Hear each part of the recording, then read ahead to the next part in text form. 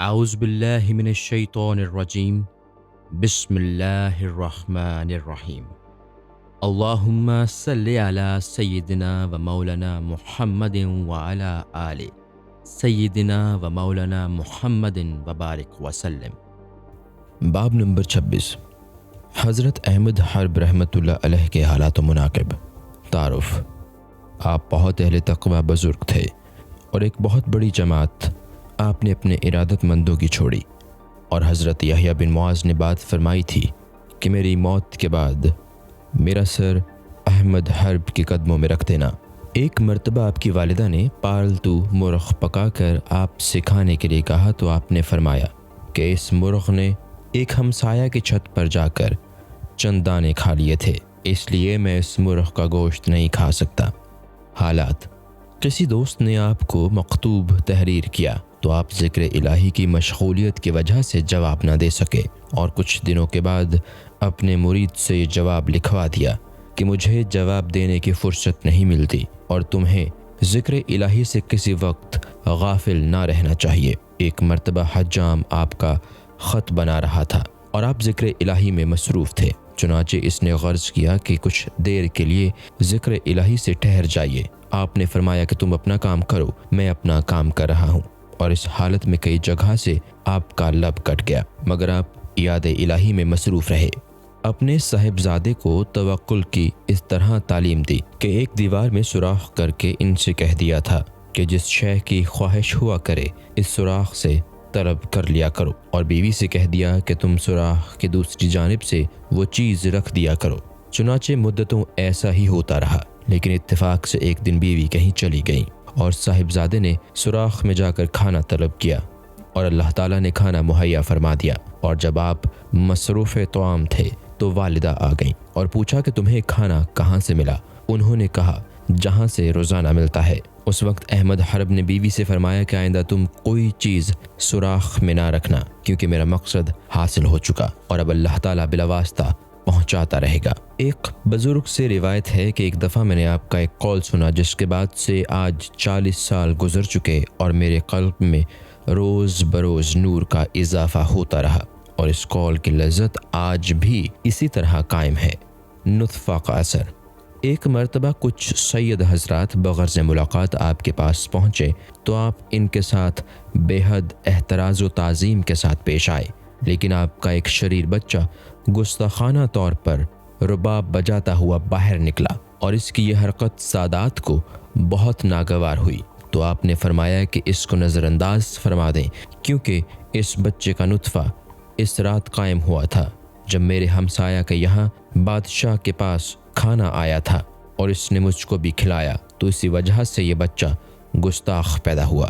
واقعہ: آپ کا ہمسایہ آتش پرست تھا اور دوران سفر اس کو ڈاکوؤں نے لوٹ لیا، چنانچہ آپ دلجوئی کی غرض سے اس کے یہاں تشریف لے گئے تھے، اور وہ بھی آپ کے ساتھ بہت احترام کے ساتھ پیش آیا، مگر وہ زمانہ قحط سالی کا تھا، اس لیے آتش پرست کو خیال ہوا کہ شاید آپ کھانا کھانے آئے ہوں۔ چنانچہ اس نے جب کھانے کا انتظام کرنا چاہا تو آپ نے فرمایا کہ ہم کھانے کی غرض سے نہیں بلکہ دلجوئی کے لیے آئے ہیں۔ پھر اس نے عرض کیا کہ گوہ میرا مال لٹ گیا، لیکن 3 چیزیں لائق شکر ہیں۔ اول یہ کہ دوسروں نے میرا مال لوٹا، لیکن میں نے کبھی کسی کا مال غصب نہیں کیا۔ دوم یہ کہ اب بھی میرے پاس نصف دولت باقی ہے۔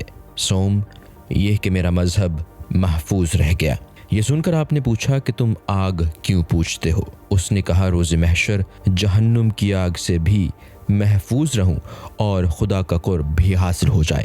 آپ نے فرمایا کہ آگ کی حقیقت تو اتنی سی ہے کہ ایک بچہ اس پر پانی ڈال دے تو بجھ جائے گی، اس کے علاوہ تم 17 سال سے آگ کو پوچھتے ہو، لیکن آج تک اس نے تمہارے ساتھ کیا سلوک کیا جس کی بنا تم قیامت میں بہتری کی توقع رکھتے ہو؟ آپ کے قول سے متاثر ہو کر اس نے عرض کیا کہ اگر آپ میرے 4 سوالوں کا جواب دے دیں تو ایمان لا سکتا ہوں۔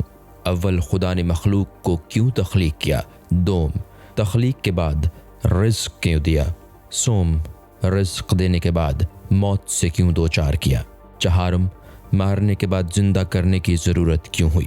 آپ نے جواب دیا کہ تخلیق مخلوق کا مقصد ہے کہ خالق کی شناخت ہو سکے، رزق عطا کرنے کا مقصد یہ ہے کہ اس کی رزاقی کا اندازہ کیا جا سکے، اور موت کا مقصد یہ ہے کہ اس کی جباری و قہاری کا اندازہ کرنا ہے، اور موت کے بعد زندگی کا مقصد یہ ہے کہ اس کے قادر ہونے کو تسلیم کیا جا سکے۔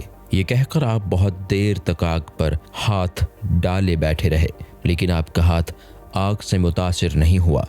یہ دیکھ کر وہ فوراً مسلمان ہو گیا اور آپ چیخ مار کر بے ہوش ہو گئے، اور ہوش میں آنے کے بعد جب وجہ پوچھی گئی تو فرمایا کہ میں نے یہ غیبی ندا سنی کہ بہرام تو 70 سال کے بعد مسلمان ہو گیا، لیکن تو جو ہمیشہ سے مسلمان ہے کیا لے کر آیا ہے؟ اقوال زریں، آپ عمر بھر شب بیدار رہے، اور کبھی لوگ آرام کرنے کے لیے اصرار کرتے تو فرماتے کہ جس کے لیے جہنم دہقائی جا رہی ہو اور بہشت کو آراستہ کیا جا رہا ہو، لیکن اس کو علم نہ ہو، ان دونوں میں اس کا ٹھکانہ کہاں ہے؟ اس کو بھلا نیند کیسے آ سکتی ہے؟ فرمایا کہ اگر مجھ کو یہ علم ہو جائے کہ فلاں شخص میری غیبت کرتا تو میں اس کو سیم و زر سے مالا مال کر دیتا، کیونکہ جس کی غیبت کی جاتی ہے اس کو بے حد ثواب ملتا ہے۔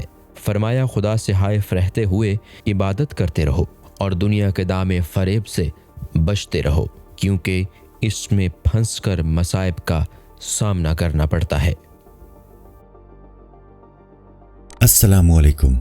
پوری کتاب دیکھنے کے لیے ہمارے یوٹیوب چینل صوفی سما کی پلے لسٹ میں جائیں۔ یہاں آپ کو مختلف بزرگوں کی کتابیں ملیں گی، اور جو کتاب پوری نہ ہوئی اس پر کام تیزی سے ہو رہا ہے اور ریگولر بیسس پر اپلوڈ ہوتی رہتی ہیں۔ آپ سے گزارش ہے کہ آپ ہمارے یوٹیوب چینل کو سبسکرائب کر لیں اور بیل نوٹیفیکیشن پر کلک کر لیں تاکہ ہماری آنے والی کتابیں آپ کو ملتی رہیں۔ جزاک اللہ خیر۔